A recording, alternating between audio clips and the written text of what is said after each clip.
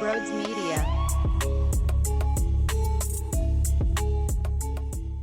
What the hell did I just watch? I want to get this off my chest. I value the win. The win was extremely important, insanely important. The win matters a ton. Coming off of the bye, heading into Green Bay, you needed to leave Wisconsin with another W in the column. With that said, though, holy hell, Nick Sirianni with coaching malpractice late in the game. Now, the 64-yarder wasn't even close. But how stupid are you? How dumb can you be? That was the most idiotic decision I've ever seen in my entire life. Dumb football. Like, dumb football. Dumb. I thought Jalen Hurts was bad today. And that hurts me to say because I love Jalen. I thought Jalen was awful. He made a couple of timely throws late. The touchdown to Smitty. The third down to Smitty over by the right side of the field as Smitty was going out of bounds. But outside of that, the fumble on the first drive is unacceptable. Can't fumble the football. Now, it's rare when he does. He doesn't turn the rock over whatsoever. But the way that thing was humming early on, and especially knowing now that afterwards, you had the most vomit-worthy 3-and-outs and bad drives ever. You got to come up clutch early because the rest of it was a flat-out pathetic piece of crap.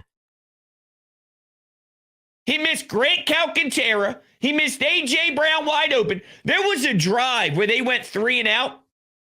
He threw the ball over the middle of the field when he was rolling to his right to Dallas Goedert. I have no clue how they even completed it. And then the next pass, he was so off base and so late releasing the football to Goedert. There was no anticipation, and Green Bay made a ridiculous effort to break it up.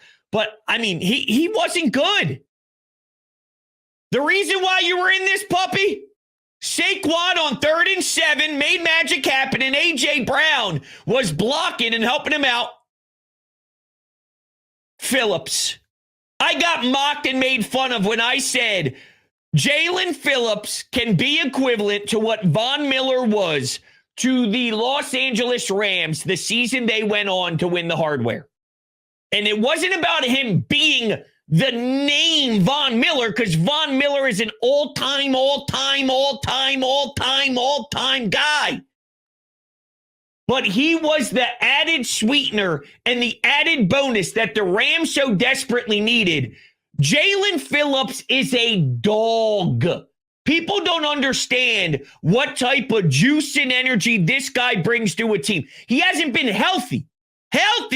He is a flat-out dog. He's the reason why Jalen Hunt gets a huge sack early on. Jalen Hunt was awesome. Nakobe Dean forcing the fumble. He was ridiculous. Jalen Carter batted a couple balls down at the line of scrimmage. I thought you had such a ridiculous put his ass in jail type of performance from Quinyon Mitchell. I thought he was awesome too. So you got some fantastic plays out of your defense and your defensive line all across the board for the most part. And that's really what kept you in there. Nolan Smith back from his injury. You know, I mean, the other side of the ball, you had some penalties by Mailata, by Toth. You had Lane Johnson leave the game, and then here comes Fred Johnson. But I thought this was a disaster offensively. I don't know how you go so long without A.J. Brown being a part of the offense. And this is deeper than just, hey, Jalen Hurts can't do X, Y, Z, blah, blah, blah, blah, blah, for all the morons out there that just want to throw shade at QB1. After the first drive, you weren't even getting A.J. Brown involved whatsoever with target. That's coaching malpractice. This was all about coaching malpractice in this one. Offensive-minded coaches. I hated Vic's drive after you went up 10-0. You know, in 4 minutes and 45 seconds, here comes the Packers getting some life, and you kind of injected a little bit of something into their bloodstream, and it made it a little tight and a little close. Not that I anticipate ever shutting out a team, especially when you're on the road, you're going to Green Bay. I mean, it's hard for me to say, hey, Vic, you got to post a shutout or else. But I just didn't like the way that the Packers were able to move the ball. Sure, were they getting up there a little bit and moving with some urgency? Yes. But, I didn't like it being right after. And you got to keep in mind, man, this Eagles team got lucky because the Packers shot themselves in the foot so much they couldn't get lined up properly at the line of scrimmage. That negated a 22-yard passing gain. That was one of their best passing situations in the entire game. And that was ridiculous from them. So they shot themselves in the foot. I can't get over how bad this offense was, though. It's just unacceptable. It's flat out unacceptable, especially out of a bye, especially coming off and having extra time. And things were looking so good. Kevin Patullo and Nick Sirianni seemed to go into the lab and have some answers against the Minnesota Vikings when trying to air out the football, had answers against the Giants. And I'm aware the Giants are not a good football team, but I mean, you can't do this. You can't do this. And we also went back to that 3rd and long, I give up nonsense. That is the biggest loser personality trait in all of football. It's just so pathetic that you actually want your team and the staple of your team to be on 3rd down. We run it with running back draws to Will Shipley, right? At the end of half, you just say, whatever. I mean, what do you mean, whatever? You're a joke. You have Devontae Smith and A.J. Brown. Let the damn quarterback try and air out the damn football to 2 of the best wide receivers in the game. It's so bad. It's so bad. I mean, it pisses me off that you are that scared. You are that afraid. You are that much of a wimp. You're a pansy. It's embarrassing. That's how you want your team to be defined? You're lucky you went up against someone in Matt LaFleur who had no clue what he was doing. Because when it was 4th and 9, he's going for it, which I thought was a horrendous call. And they actually had the play execution down. The wide receiver just missed it. Reed Blankenship came in kind of late and kind of a half second too late and ended up being a pass breakup and whatever, probably more of a drop than anything else. So they kind of technically had the play, but still, I thought it was the wrong time to push that button. And then he's punting the ball. Matt LaFleur was just as egregious. You just happen to go up with someone or go up against somebody who was legitimately vomiting all over themselves as well. They actually happened to vomit more than you. Imagine that. The Packers just vomited all over themselves, chunks and everything, more than you. And that was one of the most egregious efforts I've seen out of this staff. And we've seen some rough ones. We've seen some bad, putrid ones. And somehow, this is probably at the top of this season's incompetent offense. See, it's supposed to trend in the right direction. You want to tell me about September? Fine. But this is when real football is supposed to be played.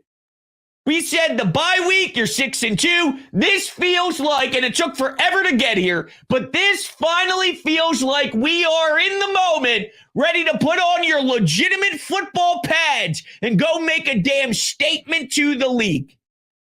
And that was your statement? If anything, everybody around the NFC, the Rams, they're going, oh my God, they're licking their chops. We could kick this team's ass. And I'm not telling you this one game in particular automatically means that it's toast. I believe in this group. But I'm just saying, this was supposed to be a statement effort. I wanted to walk away from Green Bay knowing you punched them in the mouth. Green Bay is coming off of a home loss to the Carolina Panthers. And I wanted their entire world to crumble in front of their eyes because they had another loss at home. And it was a dreadful, and I mean dreadful, beatdown. That's what I wanted so badly. Where you say, hey, we're starting to hum. Hey, we're putting pieces together. Hey, the stars are aligning. It couldn't be farther from the truth. I believe they took 8 steps backwards. And are you telling me that it's because Fred Johnson had to go in there instead of Lane playing all day until the very end when Lane comes back from the dead and he's out there giving it what he's got with that ankle? That screw him up because they wanted to do all these jumbo packages and stop it. I'm being facetious. If that actually ruins you, then you are abysmal. Then you are terrible at your job. But just let me have this opportunity 3 seconds after the clock goes 0 to allow my frustration to pour out of me. I'm sure by Wednesday, Thursday, Friday, I'll have a different spin on this and say you escaped, you survived, you went on the road because, the truth of the matter is everybody pointed out on paper how bad the beginning of the season was and how rough some of these opponents were coming out of the bye. And at the end of the day, you stacked wins against a lot of these teams. Kansas City on the road, Dallas for the home opener. It's a weird week. You never know what's going to happen. The Rams game, now Green Bay on the road. Like you can't say on one side, oh my God, this is so difficult. Then when they win all these games, even if it's ugly, go, but it was so ugly. No, there's still importance in the win. And I think as the week chugs along, as long as they give me something that's a little bit more resilient and they give me something that makes a lot more sense from a schematic football standpoint and way more of a personality I could buy into as a football team on Sunday Night Football against the Lions, then I can kind of move past this as the team continues to play. But as for right now, what is Nick doing at the end of the game? You can't be serious. You can't legitimately look yourself in the mirror and think that that is a smart football decision, that that's putting this team in the best position possible to win.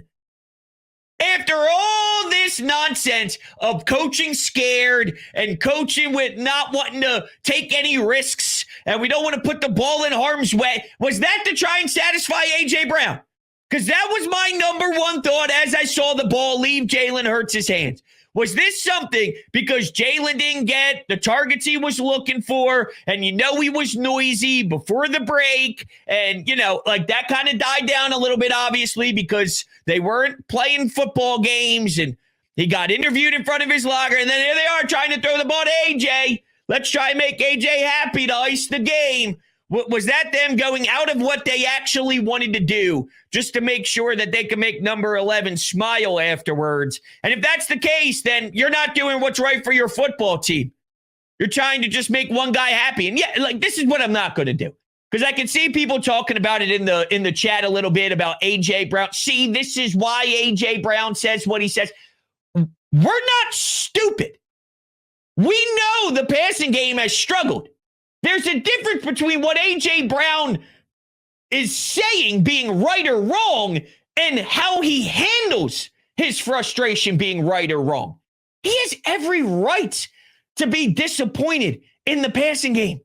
Devontae has the same frustration. They just go about it in different ways. He doesn't choose the right way to do it. That's a lot different than agreeing with A.J. Brown that we should be having an elevated passing game from where it is currently. That some of these concepts and beliefs and, whatever the hell you want to call that football game today, it's not right. It's not working.